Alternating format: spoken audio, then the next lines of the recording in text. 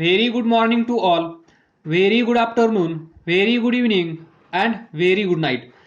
In this lecture, we will discuss some basic terminology related to this new chapter, that is magnetic fields due to electric current.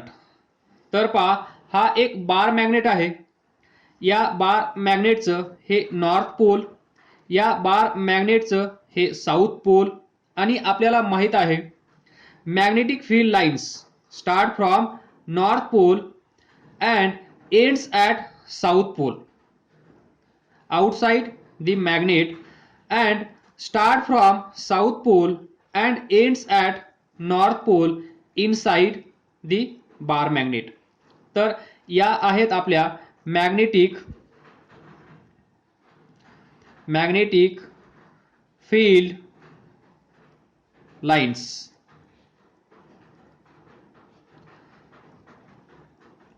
तर पहा, very similar to दिस, जर हा बार magnet याच्या surrounding स्पेसमध्ये जर magnetic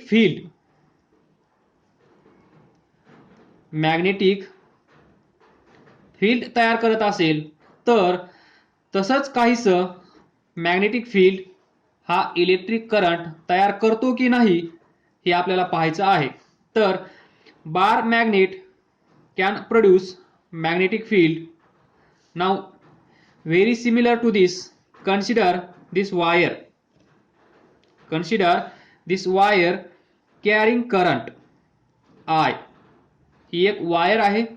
या wire मधून current I flow होत आहे. तर हा करंट किंवा हा conductor carrying current I produces magnetic field. This ही असेल magnetic field line, next magnetic field line, next magnetic field line. तर हे तुम्हाला असं दिसेल. या आहेत मॅग्नेटिक फील्ड लाइन्स. त्यालाच आपण म्हणू शकतो, हा जो स्पेस असेल या स्पेसमध्ये काय आहे, मॅग्नेटिक फील्ड. म्हणजेच मॅग्नेटिक फील्ड लाइन्स इथे अवेलेबल आहेत. जेव्हा या वायर मधून करंट I पास केला जातो, किंवा हा जो कंडक्टर आहे, ही जी वायर आहे, या वायर मधून ज्यावेळेस करंट फ्लो होईल त्यावेळेस याच्या सराउंडिंगला, याच्या शेजारी जो स्पेस असेल त्या स्पेसमध्ये एक फील्ड तयार होईल आणि त्या फील्डचं नाव असेल मॅग्नेटिक फील्ड. म्हणजे ज्याप्रमाणे हा बार मॅग्नेट सिंपली मॅग्नेट इथे मॅग्नेटिक फील्ड तयार करू शकतं, त्याचप्रमाणे एक वायर, नॉर्मल वायर जी करंट फ्लो करू शकते, ज्याच्यातून करंट पास होऊ शकतो, जर या वायर मधून करंट आपण पास केला तर ही वायर सुद्धा याच्या शेजारी असलेल्या स्पेसमध्ये एक फील्ड तयार करते आणि त्या फील्डला पण आपण मॅग्नेटिक फील्ड असं म्हणू शकतो. म्हणजेच we can conclude that this current carrying conductor can produce magnetic field in surrounding space, किंवा याच्या भोवती जो स्पेस असेल त्या स्पेसमध्ये एक फील्ड आपल्याला दिसणार नाही, फील होईल जर एक्सपेरिमेंट आपण केला तर पहा, त्या फील्डला आपण म्हणणार मॅग्नेटिक फील्ड. तर याची डायरेक्शन कशी असेल, direction of this magnetic field is given by right hand rule. तर पहा, राईट हँड रूल म्हणजे हा असेल कंडक्टर, दिस पेन म्हणजेच हा आपल्यासाठी कंडक्टर. तर पहा, या कंडक्टर मधून इथे पहा वरच्या डायरेक्शन मध्ये करंट फ्लो होत आहे, तर हाच तो कंडक्टर आहे. या कंडक्टर मध्ये करंट फ्लो होत आहे, तर हा जो आपला अंगठा आहे, अंगठा ज्या डायरेक्शनमध्ये करंट फ्लो होत आहे त्या डायरेक्शनमध्ये ठेवायचा आहे. त्यानंतर ही उरलेली बोटे, या उरलेली बोटे जी आहेत त्यांनी हा पेन असा पकडून ठेवायचा आहे आणि अंगठा ज्या डायरेक्शनमध्ये करंट आहे त्या डायरेक्शनमध्ये ठेवायचा आहे. तर पहा, ज्या डायरेक्शनमध्ये ही जी आपली 4 बोटे आहेत, 4 फिंगर्स आहेत, ती ज्या डायरेक्शनमध्ये कर्ल झाली आहेत त्या डायरेक्शनमध्ये असेल मॅग्नेटिक फील्ड किंवा मॅग्नेटिक फील्ड लाईनची डायरेक्शन, म्हणजे या आपल्या 4 बोटाची डायरेक्शन.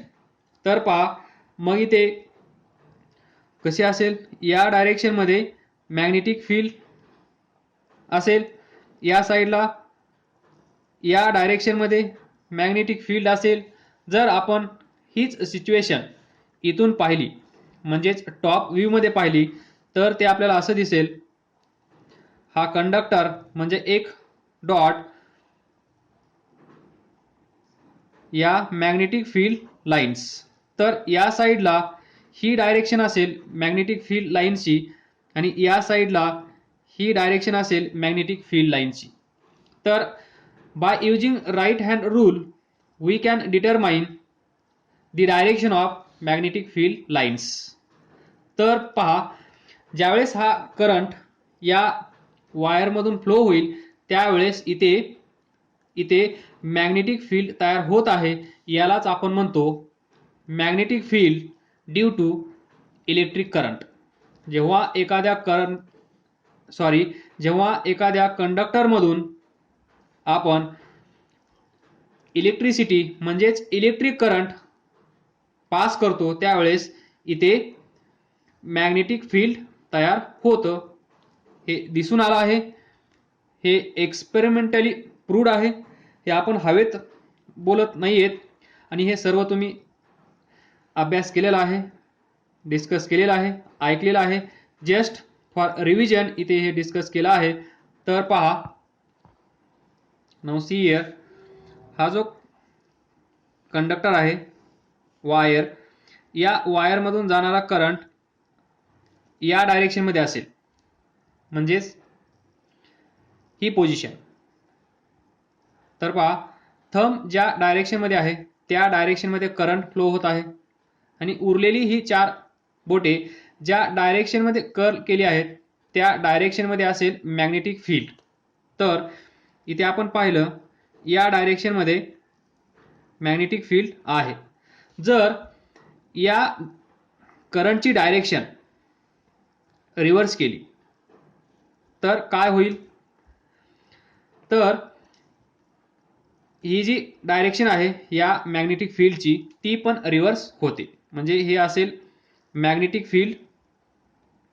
जर आपण करंटची डायरेक्शन चेंज केली तर मॅग्नेटिक फील्डची पण डायरेक्शन चेंज होते, नंतर ती असेल या डायरेक्शनमध्ये, बरोबर.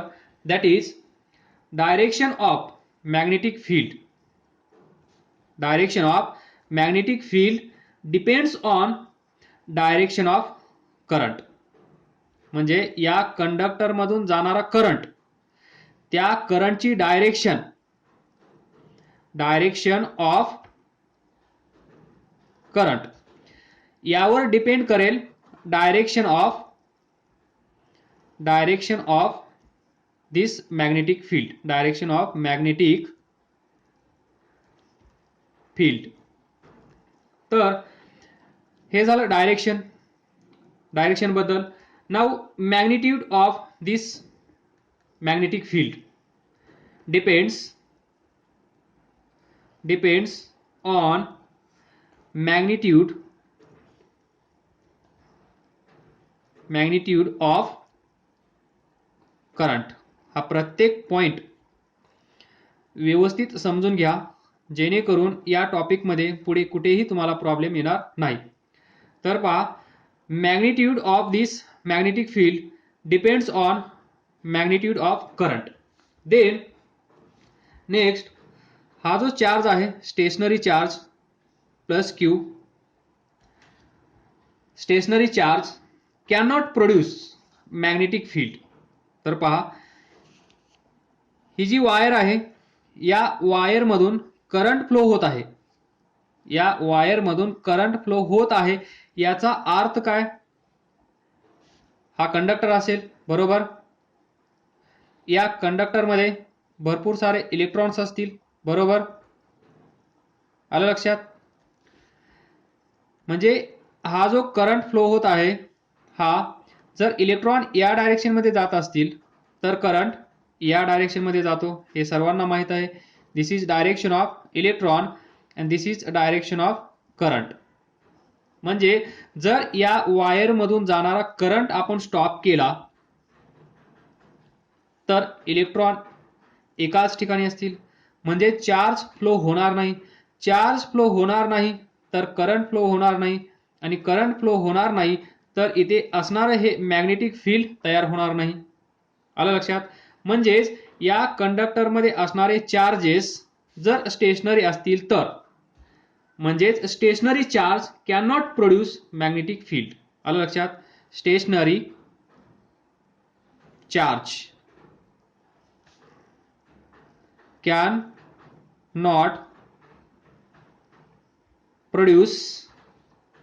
not produce magnetic field.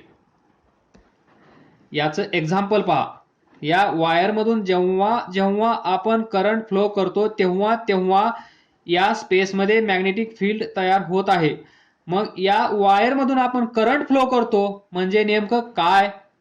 तर त्याचं आन्सर असेल, या वायर मधून आपण चार्ज म्हणजे चार्जेस फ्लो करतो, that is electron, positive charge किंवा negative charge. Direction of current is opposite to negative charge, आणि निगेटिव्ह चार्ज कुणाचा असतो? इलेक्ट्रॉनचा. तर इथे असणारे चार्जेस जर आपण थांबवले तर करंट फ्लो होणार नाही, आणि करंट फ्लो होणार नाही म्हणजेच मॅग्नेटिक फील्ड प्रोड्यूस होणार नाही. म्हणजेच आपण असं म्हणू शकतो, stationary charge can not produce magnetic field. लक्षात ठेवा. Then magnetic effect of an electric current किंवा magnetic effect due to electric current कशामुळे असेल?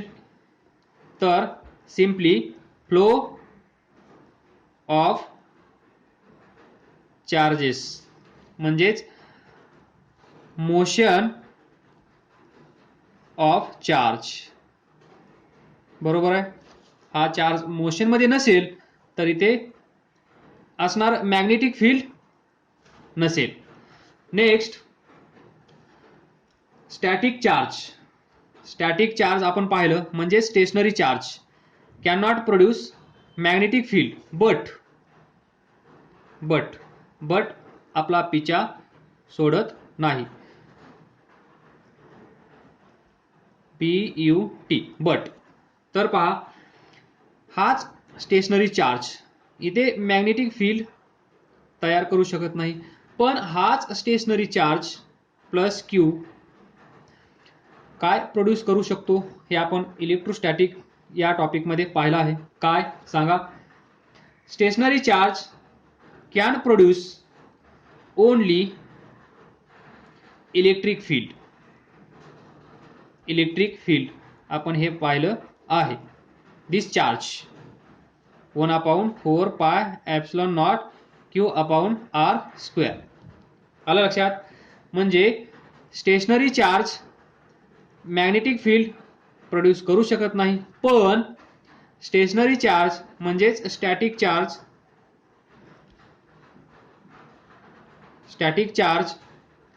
Can produce only electric field. बरोबर. इलेक्ट्रिक फील्ड हा प्रोड्यूस करू शकतो. तर इथे दोन केस तयार होत आहेत. हा चार्ज बरोबर जर मोशन मध्ये असेल तर मॅग्नेटिक फील्ड प्रोड्यूस करत आहे. जर हा चार्ज स्टेशनरी असेल तर हा इलेक्ट्रिक फील्ड तयार करत आहे. आलं लक्षात? म्हणजेच या चार्जला जर आपण पळवलं, या चार्जला जर आपण पळवलं विथ स्पीड v, तर दोन्ही गोष्टी पॉसिबल होत आहेत. तर पहा, हा चार्ज मोशनमध्ये असल्यामुळे, इथे पहा, हा चार्ज मोशनमध्ये असल्यामुळे मॅग्नेटिक फील्ड तयार करत आहे आणि हा चार्ज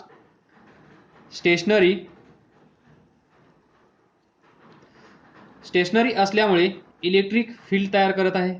म्हणजे ज्यावेळेस हा चार्ज मोशनमध्ये असेल, हा कंडक्टर असेल, हा चार्ज समजा पॉझिटिव्ह चार्ज इथून इकडे असा जात असेल, तर ड्यू टू मोशन इथे असेल मॅग्नेटिक फील्ड, बरोबर. आणि त्याच वेळेस हा चार्ज इलेक्ट्रिक फील्ड पण तयार करत आहे. म्हणजे आपण असं म्हणू शकतो, moving electric charge, this moving electric charge produces both magnetic field and electric field. आलं लक्षात? हेच समजावून सांगण्यासाठी एवढं डिस्कशन आतापर्यंत केलं आहे. तर लक्षात ठेवा, या दोन गोष्टी खूप महत्त्वाच्या आहेत.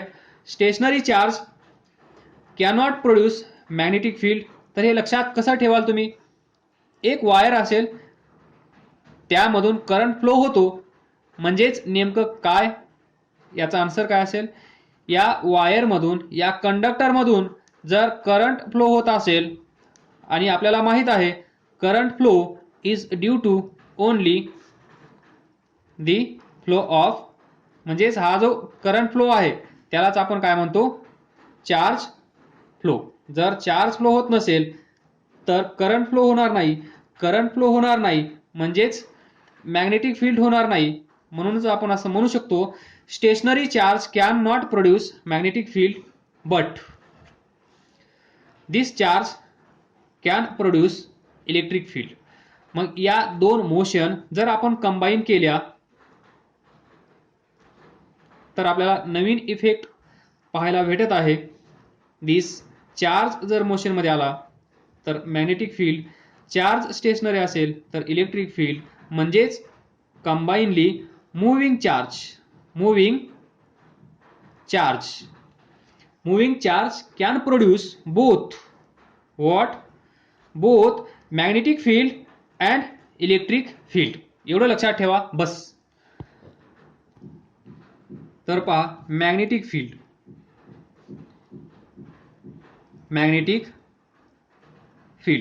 नंबर 1, हा कंडक्टर, समजा ही वायर, हा कंडक्टर, हा चार्ज कसा असेल? मूव्हिंग चार्ज असेल तरच मॅग्नेटिक फील्ड असेल. तर ही वायर, हा कंडक्टर, याला तुम्ही म्हणू शकता. तर पहा,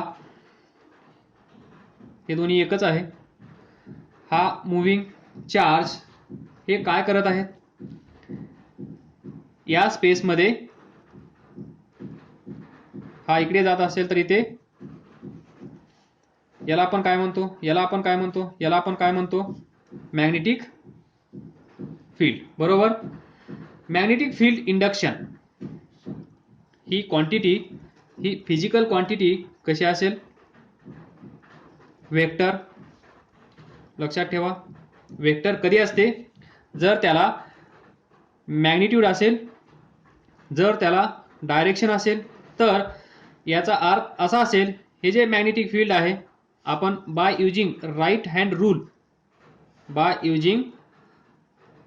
हँड रूल ही डायरेक्शन डिटरमाइन केली, ही डायरेक्शन फाइंड केली, म्हणजेच इथे डायरेक्शन अवेलेबल आहे. याचं काहीतरी मॅग्निट्यूड पण असेल, तर ही physical quantity, that is magnetic field, is vector quantity. Then magnetic field आपण कसं दाखवतो? By drawing lines. पहा, ही सिंपल काय आहे? या लाईन्स ड्रॉ केल्या आहेत. या लाईन्स म्हणजेच काय? Magnetic field lines. आणि या मॅग्नेटिक फील्ड लाईन्स काय दाखवत आहेत, इथे मॅग्नेटिक फील्ड अवेलेबल आहे, सॉरी इथे मॅग्नेटिक फील्ड अवेलेबल आहे हेच सांगत आहेत. That is this magnetic field is represented by the lines of magnetic induction. This then जिथे कुठे या मॅग्नेटिक फील्ड लाईन्स अशा जवळजवळ असतील, जिथे कुठे या मॅग्नेटिक फील्ड लाईन्स अशा दूर दूर असतील, तर याचा अर्थ काय असतो हे पण तुम्हाला माहीत असेल. तर याचा अर्थ काय, इथे जे मॅग्नेटिक फील्ड असेल ते कसं असेल, स्ट्रॉंग मॅग्नेटिक फील्ड असेल. इथे जे मॅग्नेटिक फील्ड असेल ते कसं असेल, वीक मॅग्नेटिक फील्ड असेल. म्हणजे समजा ही वायर आहे, या वायरमधून करंट आय फ्लो होत आहे. या वायरच्या शेजारी इथे एक चार्ज ठेवला प्लस क्यू, हा चार्ज ॲट सम डिस्टन्स. तर पहा, ज्यावेळेस ही सिच्युएशन असेल म्हणजेच हा चार्ज कसा असेल, रेस्ट किंवा स्टेशनरी, बरोबर. जर हा चार्ज मोशनमध्ये नसेल म्हणजेच रेस्टला असेल किंवा तो स्टेशनरी असेल, तर पहा काय घडतं, इथे वायर आहे, वायरमधून करंट फ्लो होत आहे. जर वायरमधून करंट फ्लो होत असेल तर आपल्याला माहीत आहे तिथे मॅग्नेटिक फील्ड तयार होतं. तर पहा इथे थोडंसं व्यवस्थित विचार करा. दिस इज कंडक्टर म्हणजेच ही वायर. या वायरमध्ये जेवढे पॉझिटिव्ह चार्ज असतील तेवढेच निगेटिव्ह चार्ज असतील. कन्सिडर करा, हा जो कंडक्टर आहे या कंडक्टरचा छोटासा पार्ट, हा एवढा कंडक्टर आहे, त्यापैकी एवढा पार्ट आपण कन्सिडर केला, इथे दाखवला, तर याच्यामध्ये सेव्हरल थाउजंड ॲटम्स आहेत असं कन्सिडर करा. मग there are equal amounts of positive and negative charges. इथे निगेटिव्ह चार्ज तेवढेच असतील, तर नेट चार्ज काय असेल, 0. मग इथे चार्ज जर 0 असेल तर इथे याच्यावर फोर्स एक्झर्ट होणार नाही. ही जी वायर आहे या वायरमधून करंट फ्लो होत आहे, करंट फ्लो झाल्यामुळे मॅग्नेटिक फील्ड तयार होईल हे आपल्याला माहीत आहे. पण हा जो कंडक्टर आहे या कंडक्टरमध्ये जेवढे पॉझिटिव्ह चार्जेस आहेत तेवढेच निगेटिव्ह चार्जेस असतात. त्यामुळे पॉझिटिव्ह निगेटिव्ह ही वायर इलेक्ट्रिकली कशी असते, इलेक्ट्रिकली न्यूट्रल.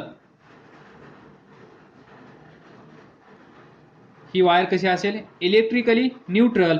जर ही वायर इलेक्ट्रिकली न्यूट्रल असेल तर तिथे इलेक्ट्रिक फील्ड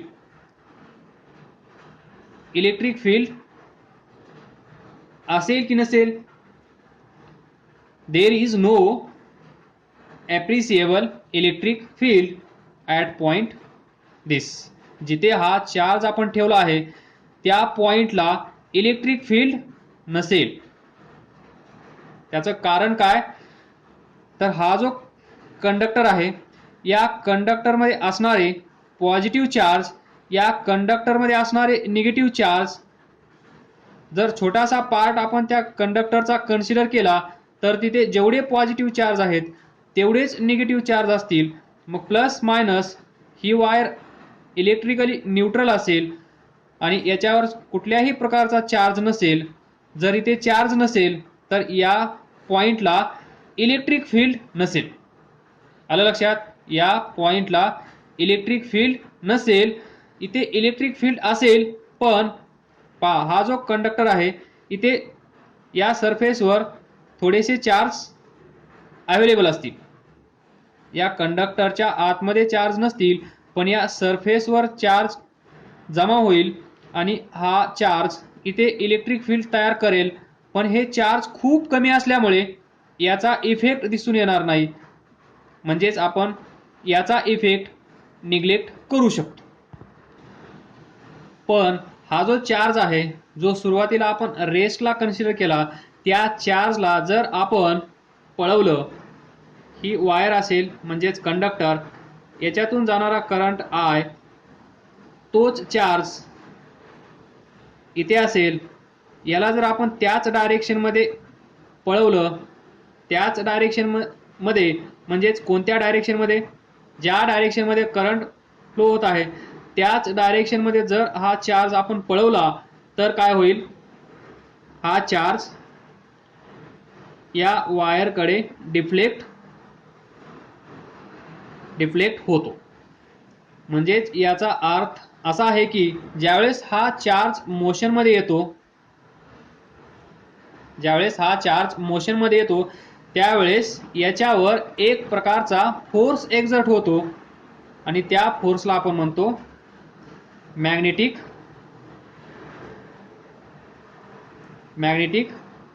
फोर्स. जो फोर्स या चार्जवर सदैव हमेशा एक्झर्ट होत असतो. तर पहा डिफरन्स पहा, ज्यावेळेस वायर सेम आहे, इथे पण तीच वायर आहे, इथे चार्ज मोशनमध्ये नव्हता, इथे चार्ज मोशनमध्ये आहे. ज्यावेळेस चार्ज मोशनमध्ये नव्हता त्यावेळेस हा चार्ज इथेच बसून होता, इथेच आराम करत होता, याच्यावर कुठल्याही प्रकारचं इलेक्ट्रिक फील्ड एक्झर्ट होत नव्हतं. पण ज्यावेळेस आपण या चार्जला पळवलं विथ स्पीड v, देन त्यानंतर आपल्याला असं दिसून आलं की हा चार्ज टुवर्ड्स दिस वायर, या वायरकडे जात आहे. म्हणजेच हा चार्ज या वायरकडे डिफ्लेक्ट होत आहे. म्हणजेच या चार्जवर कुठल्या ना कुठल्या प्रकारचा फोर्स एक्झर्ट होत असेल. जर याच्यावर फोर्स एक्झर्ट होत नसेल तर हा इकडे जाणार नाही. हा इकडे जात आहे याचाच अर्थ याच्यावर कुठल्या ना कुठल्या प्रकारचा फोर्स एक्झर्ट होत असणार आणि त्याच फोर्सला आपण म्हणतो मॅग्नेटिक फोर्स. ज्यावेळेस हा मोशनमध्ये आहे त्यावेळेस याच्यावर मॅग्नेटिक फोर्स एक्झर्ट होत आहे. ज्यावेळेस हा आराम करत होता त्यावेळेस याच्यावर कुठल्याही प्रकारचा फोर्स एक्झर्ट होत नव्हता. हा डिफरन्स लक्षात ठेवा. Then we can conclude that हा चार्ज मोशनमध्ये असो किंवा हा चार्ज मोशनमध्ये नसो, या चार्जवर कधी ना कधी म्हणजेच हमेशा या चार्जवर एक फोर्स एक्झर्ट होतो. त्या फोर्सला आपण म्हणतो मॅग्नेटिक फोर्स. आणि हा मॅग्नेटिक फोर्स कशामुळे एक्झर्ट होतो तर मॅग्नेटिक फील्डमुळे. म्हणजेच मॅग्नेटिक फोर्स काय असेल, force exerted by magnetic field. Force exerted by magnetic field is called as magnetic force. म्हणजेच हा जो चार्ज आहे या चार्जवर मॅग्नेटिक फोर्स एक्झर्ट होत आहे आणि हा मॅग्नेटिक फोर्स कशामुळे एक्झर्ट होत आहे, due to magnetic field. Magnetic force due to magnetic field. तर या होत्या बेसिक गोष्टी ज्या तुम्हाला या टॉपिकमध्ये पुढे जाऊन मदत करतील. काय समजलं नसेल तर विचारा, अभ्यास करत राहा, पुढे जात राहा. All the best. थँक्यू.